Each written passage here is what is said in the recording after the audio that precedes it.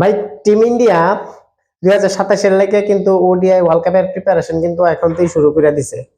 যদিও এখন পর্যন্ত ভারতের যে স্কোয়াড, যে 30 থেকে 25 জনের যে একটা মেম্বার তৈরি হইব বা স্কোয়াডটা বানাবো, এটা কিন্তু এখনো কনফার্ম হয়েছে না। তবে এটা আইপিএল এর পরে কিন্তু এটা শুরু করে দিব আমরা যতটুকু জানি, যেহেতু গৌতম গম্ভীর যে কোচ হিসেবে নিজে এটা কইছে যে আমরা কিন্তু ওডিআই ওয়ার্ল্ড কাপের আগে সেই রকম কিছু ম্যাচ আমরা পাইতাছি না, বা যতটুকু ম্যাচ দরকার আছিল এতটুকু ম্যাচ কিন্তু আমরা পাইতাছি না, যে কারণে আমরা প্রিপারেশনটা সেরকম ভাবে হইতো না। কিন্তু তাছাড়া আমরা দেখলাম ব্রডকাস্টাররা, যেটা এর আগে কোনো সময় হয়েছে না, ব্রডকাস্টাররা আলাদা ম্যাচ ডিমান্ড করতেছে, স্পেশালি ওডিআই ম্যাচ। নিউজিল্যান্ডের টোরের মধ্যে যেখানে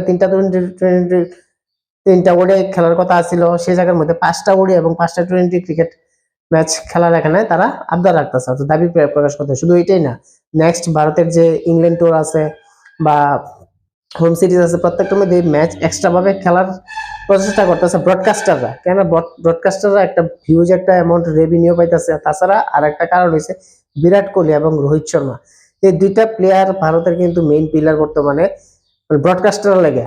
কেননা তারা ম্যাচে আছে মানে কিন্তু আলাদা দর্শক সেখানে ম্যাচের মধ্যে থাকবো, বা একটা বাড়তে একটা এক্সাইটমেন্ট থাকে বিরাট কোহলি আর রোহিত শর্মা যে ফ্যান্স যারা আছে। তারপরও যদি যত পরিমাণ ওয়ার্ল্ড কাপের লেগে ম্যাচ, ওডিআই ক্রিকেট ম্যাচ পাই ওয়ার্ল্ড কাপের আগে, ততটুকু কিন্তু ভারতের টিম সেট আপ করতে ভালো হইব। কেননা এখন আগামী 1.5 বছরের মধ্যে ওয়ার্ল্ড কাপ কিন্তু শুরু হয়ে যাবে অক্টোবরের মধ্যে, অর্থাৎ 2027-এর সেপ্টেম্বর বা অক্টোবর মাঝে মাঝে কিন্তু 50 ওভার ওডিআই ওয়ার্ল্ড কাপ শুরু হয়ে যাবে। তো সেই ক্ষেত্রে এখন থেকে যে আরো 1.5 বছর সময় আছে, সেই 1.5 বছরের মধ্যে অনেকগুলি সিরিজ ভারত কিন্তু খেলবো। সেই সিরিজগুলি খেলার এখানে যে টিমগুলি আমি দেখতেছি, সেখানে নাম্বার 1 হচ্ছে আফগানিস্তান ভারতে আইব, মেবি এটা আইপিএল এর পরে হইতে পারে। তারপরে বাংলাদেশের মধ্যে ভারত যাবো, যেটা গত বছর যাওয়ার কথা আসলো, কিন্তু পলিটিক্যাল কোনো কারণের জন্য সেখানে কিন্তু যাইতেছে, কারণ বাংলাদেশের পরিস্থিতি ভালো আসছিল না। তাছাড়া একটা সম্পর্কের মধ্যে কিন্তু একটা অবনতি দেখা দিছিল ওই তদানীন্তনকালে বাংলাদেশের যে সরকার আছিল। তো বর্তমান যে পরিস্থিতি, বাংলাদেশের সরকার গঠন হয়ে গেছে এবং ভারত মেবি আগস্ট বা সেপ্টেম্বরের মধ্যে বাংলাদেশে যাইতে পারে 3টা ওডিআই খেলার লাগিয়া। তো যাই হোক, দেখা যাক বিসিসিআই ওই সময়ে কি করে। তাছাড়া অক্টোবরে অক্টোবরে ইন্ডিয়া নিউজিল্যান্ডে যাবো, অর্থাৎ অনেক বছর পর ইন্ডিয়া নিউজিল্যান্ডে যাবো। কোন সময় নিউজিল্যান্ডে যাবো? অক্টোবরে। লাস্ট যখন অক্টোবর গেছে তখন সুপার ওভার দুইটা ম্যাচ হয়েছিল, আমরা যেটা দেখলাম একই দিনের মধ্যে দুইবার সুপার ওভার। এখানে রোহিত শর্মা, কেএল রাহুল খেলছিল টোয়েন্টি ক্রিকেট, এবং রোহিত শর্মা খুব সুন্দর 6 মেরে শেষ জিতেছিল। সেই নিউজিল্যান্ডের মধ্যে কন্ডিশনে গিয়ে সেটা ভারত 5টা ওডিআই, 5টা টি20 এবং 2টা টেস্ট খেলবো, যেটা নিউজিল্যান্ডের মধ্যে যাওয়া খুব রেয়ার, খুব কম কিন্তু ভারতের টিমেরা যায়। তো যাই হোক, যাইবে। তারপর আবার নিউজিল্যান্ড ভারতে আইব, সেখানে আবার 3টা টি20 জায়গায় 5টা টি20 মেবি, 3টা ওডিআই জায়গায় 5টা ওডিআই মেবি এখানে খেলতে পারে, অর্থাৎ এখানে দাবি প্রকাশ করা হইতাছে। তাছাড়া এই জুন আইপিএল এর পরে জুলাই আগস্টের মধ্যে, জুন থেকে জুলাইয়ের মধ্যে ইংল্যান্ডের মধ্যে থাকবো, সেখানে 5টা টি20 এবং 3টা ওডিআই খেলবো।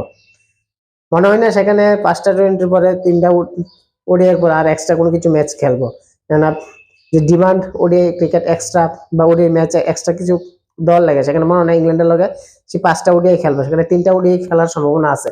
তাছাড়া আয়ারল্যান্ড এবং জিম্বাবুর তো টোর আছে, মাঝখানে আয়ারল্যান্ড বা জিম্বাবুর টোর সেখানে কিন্তু কমপ্লিট করবে ভারত। সেখানে তিনটা করে টি20 খেলবো, আয়ারল্যান্ডের সঙ্গে 3টা টি20 এবং জিম্বাবুর সঙ্গে 3টা টি20 খেলবো। তাছাড়া ওয়েস্ট ইন্ডিজ কিন্তু আবার ভারতে আইব, এসে আবার 3টা ওডিআই খেলবো, এবং লাস্ট শ্রীলঙ্কা কিন্তু আবার ভারতে এসে ভারতের লগে ওডিআই খেলবো। এবার দেখার বিষয় হচ্ছে ভারত কতগুলি টি20 পাইতেছে। সেদিন গৌতম গম্ভীরের অনুসারে যা কইলো যে 25 থেকে 30টার মতো ওয়ানডে ম্যাচ খেলবো ভারত এই আগামী 1.5 বছরের মধ্যে, যেটা যথেষ্ট না ভারতের প্রিপারেশনের লেগে। অর্থাৎ গৌতম গম্ভীর চাইতেছে আরো কিছু ম্যাচ, যেখানে 40টা 45টার ম্যাচ যদি হইতে পারে, তাহলে ভারত ডেফিনেটলি ওই ওয়ার্ল্ড কাপ 2027 ওয়ার্ল্ড কাপের লেগে একটা শক্ত একটা স্কোয়াড বানাতে পারবে। কেননা এত তাড়াতাড়ি কিন্তু একটা টিম তৈরি করা সম্ভব হয় না। প্লেয়ারের টাইম দেওয়া লাগে, প্লেয়ারে সেটেল করা লাগে, প্লেয়ারের সেই রকম কনফিডেন্স দেওয়া লাগে, তাহলে কিন্তু সেই লেভেলের একটা টিম তৈরি হয়। যেখানে আমরা দেখলাম ভারত কন্টিনিউ কিন্তু সেই করছিল 2024, 2025 এবং 2026-এ, যার কারণে আইসিসি ইভেন্টে তিনটা ট্রফি কিন্তু ভারতের ঘরে আসছিল। এবং নেক্সট টার্গেট কিন্তু 27-এর ওয়ার্ল্ড কাপ। যদিও ভারতের টেস্ট ম্যাচ সেখানে শিডিউল আছে, কিন্তু টেস্ট ম্যাচের লিগে কি চিন্তা করবা বা কি করবো, ভারতের কাছে আরো 9টা টেস্ট আছে। এই 9টা টেস্ট খেললে সেটা ভারত কি WTC ফাইনাল খেলতে পারবো, এটা কিন্তু বড় একটা চিন্তার বিষয়। বর্তমানে 2027 কিন্তু WTCর ফাইনাল, আবার 2027 কিন্তু আবার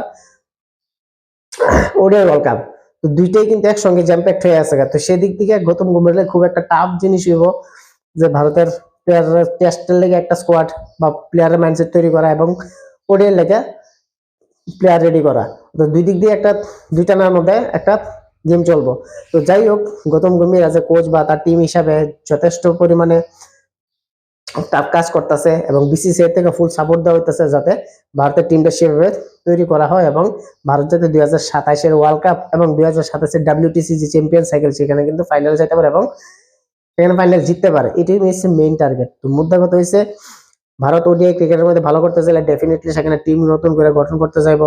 স্পেশালি ওই টিমের মধ্যে রোহিত শর্মা এবং বিরাট কোহলি থাকবো কিনা এটা কিন্তু দেখার বিষয়। কেননা গৌতম গম্ভীর যে পরিমাণে কইলো যে ইন্ডিভিজুয়াল মাইলস্টোন কিন্তু সেখানে টিমের মধ্যে এফেক্ট করতো না, কারণ আমরা দেখলাম যে বিরাট কোহলি সেঞ্চুরি আগ গেলে একটু সাবধানে খেলে সে সেঞ্চুরিটা ফিল করেছিল, সে আউট হয়ে জায়গা।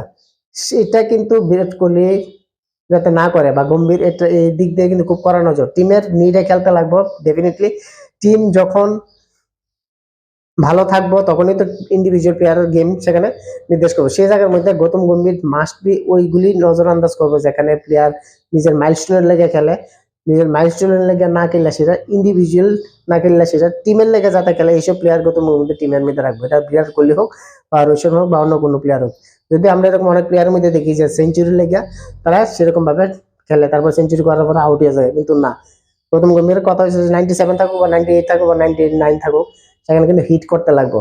কারণ ওই সময় স্লগ ওভারের খেলা, ডেফিনেটলি এখানে 1 রান নিলে আমার করছে, যেরকম যে বলে আমি 1 রান নেবো সেই বলে আমি 4 বা 6 মারতে পারবো, সেরকম অ্যাগ্রেসিভ মাইন্ডে খেলতে লাগবো গৌতম গম্ভীর। কিন্তু এখানে এটাই কইছে যে দেখা যাক 2027-এর লেগে ভারত কতটুকু প্রিপেয়ার হয় বা কতটুকু ভালো টিম তৈরি করতে পারে WTC-র লেগে এবং ওডিআই ওয়ার্ল্ড কাপের লেগে।